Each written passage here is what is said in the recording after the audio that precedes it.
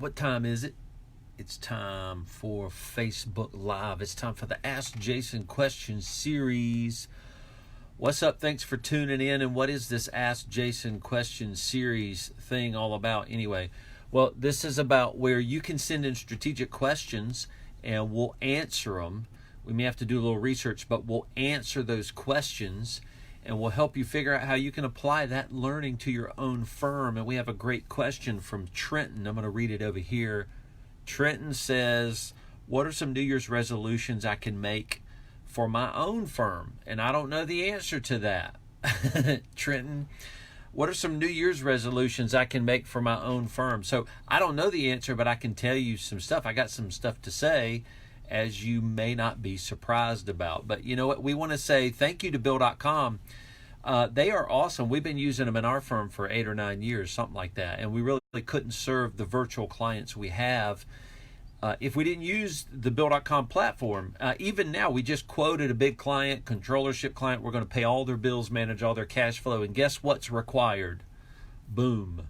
Bill.com is required. There's not a way we can actually perform the pitch we just made without boom.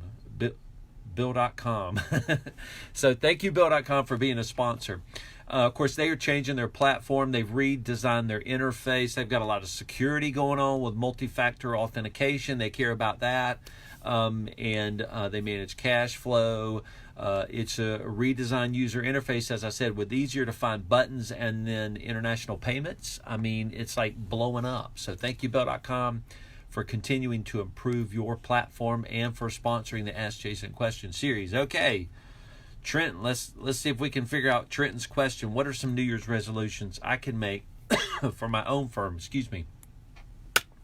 Well, Trenton, New Year's resolutions are cool, and a lot of people want to make those about this time. I'm not sure which ones you should make for your own firm because those are going to be really personal. They're personal about how you want to change, how you want to grow.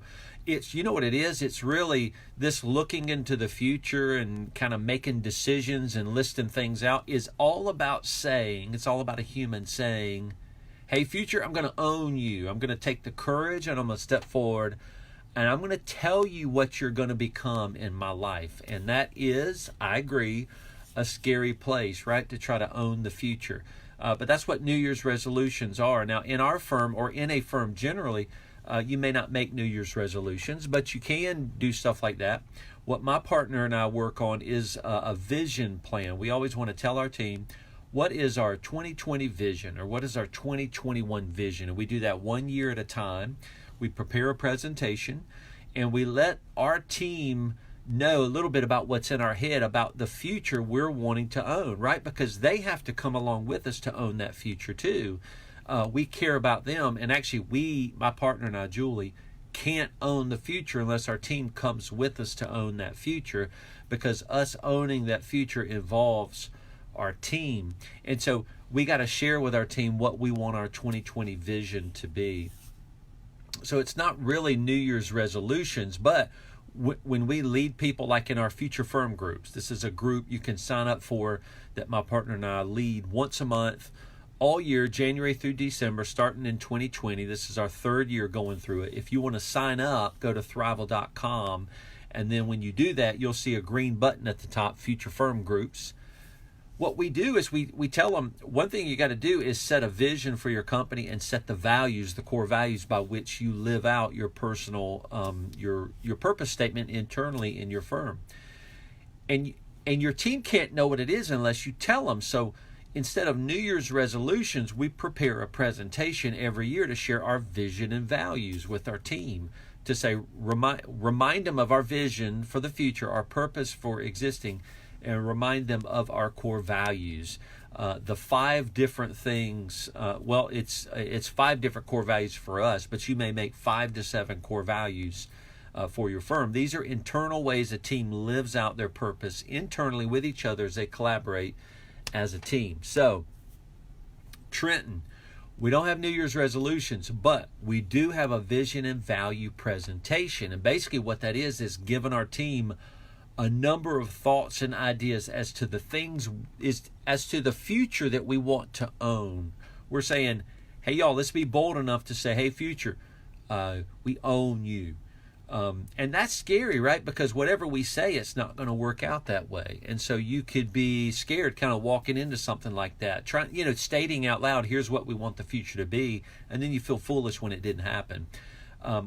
So that's why it takes courage. It takes courage to speak openly about the future that you want to own. So, Trenton, I don't know your New Year's resolutions. I don't know what they could be. But I do know your New Year's resolution should be some kind of statements about the future you want to own. And you're going to need courage to do that, because you'll be fearful and think, what will people think of me if we don't achieve those things? Well, they may think bad things of you. And so you just have to walk into the future, not worried about what other people think, but more about your courage to own the future that you want. So it takes courage to run a firm. So be courageous. It takes courage to live life, actually. It takes courage to live life. So speak boldly about the future that you want to own and gain control over. It's not going to work exactly as you plan, but that doesn't mean you shouldn't do it. So New Year's resolutions are fine. And if you don't fulfill all of them, that's okay too. A lot of times you win by stating the future you want to become instead of, trying to figure out an exact future that you think is going to happen, right? That's not where you win. So again, let me say that again. Trying to figure out the future that you know will happen is really not taking courage. Actually making statements about what future you want to have, the future you want to create, that's the future you want to try to own. And all of it won't happen, and that's okay. So you need courage to state that boldly. And it is important for my partner and I to share this vision and values with our team. It holds us accountable, right? As weak humans, we need people remembering, hey, you told us you were going to kind of go after this, and it keeps us on track to do those things. So as we go into the holidays, that's a big picture idea shared with us from Trenton. Thank you so much. And I hope that helps. Hope that wasn't a ramble on what owning the future with courage looks like. And again, if you want to own the future, state it, but then go to the link here in the comments that we've put up here and come into the Future Firm Groups and let Julie and I walk with you as you try to own this future, right?